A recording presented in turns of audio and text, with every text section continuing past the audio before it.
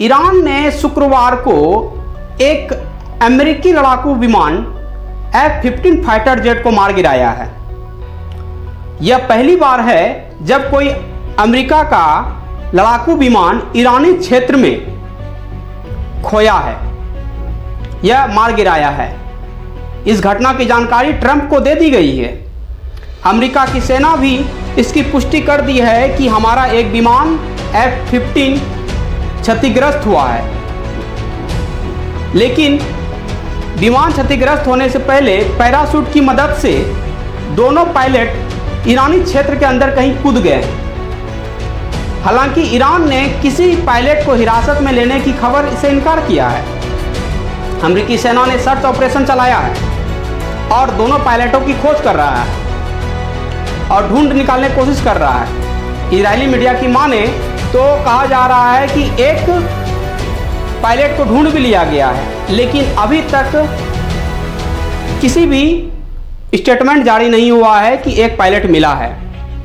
अब आपको बता दें कि 2 दिन के बाद यह एक भीषण फिर से युद्ध हो गया है, जो काफी आक्रामक लग रहा है। अब आप सोचिए कि जब से अमेरिका का यह विमान, यह फाइटर जेट वहां पे क्रैश हुआ है, तब से मानो अमेरिका पगला गया हो और वो उसका सेना लगातार वहां पे ईरान की सीमा में ऑपरेशन कर रहा है और वह अपने पायलटों को खोज रहा है। लेकिन ईरान ने यह स्पष्ट कर दिया है कि जो भी उन दोनों पायलटों को पकड़ के लाएगा उसको 10 लाख का इनाम दिया जाएगा ईरानी मुद्रा में। इससे पहले ईरान ने कहा था कि जहां भी वो मिले दोनों पायलट उसको मार दे।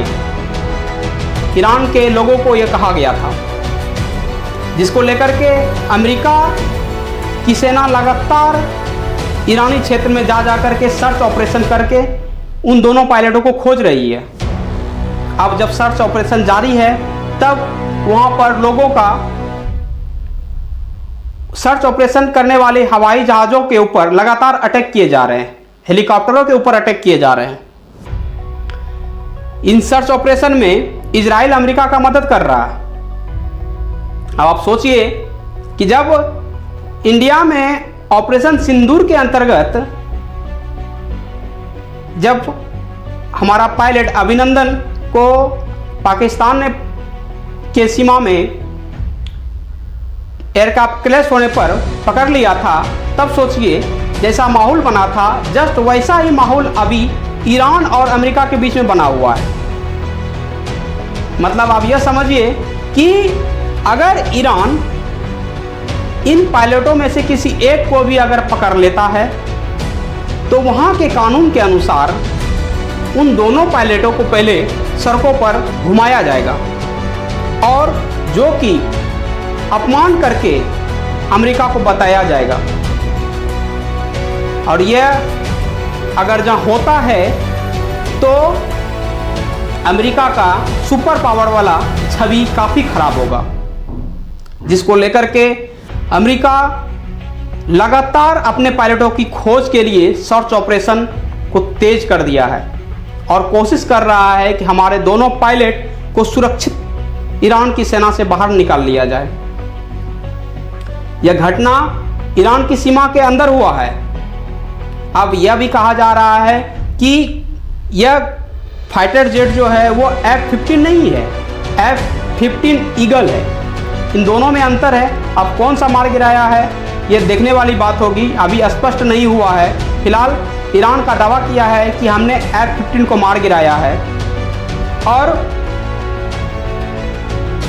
यह लगातार कोशिश किया जा रहा है कि ईरान हम दोनों पायलट को सुरक्षित अपने पास लाएं और अमेरिका को दोनों पायलटों के माध्यम से झुकने को मजबूर करवाए, जिसको लेकर के अमेरिका काफ़ी चिंतित है और अमेरिका अपना मानो पूरा जोर लगा रहा हो कि हमारा दोनों पायलट सुरक्षित हमारे पास आए। लेकिन ईरान ने जो 10 लाख ईरानी मुद्रा का इनाम रखा है दोनों पायलटों के ऊपर, मानो ईरान की जनता उसको पागल कुत्ते की तरह ढूंढ रहा है।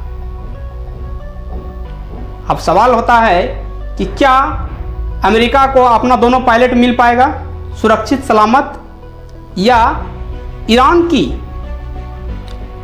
पुलिस या ईरान की जनता के उसको पकड़ने में कामयाब हो जाती है।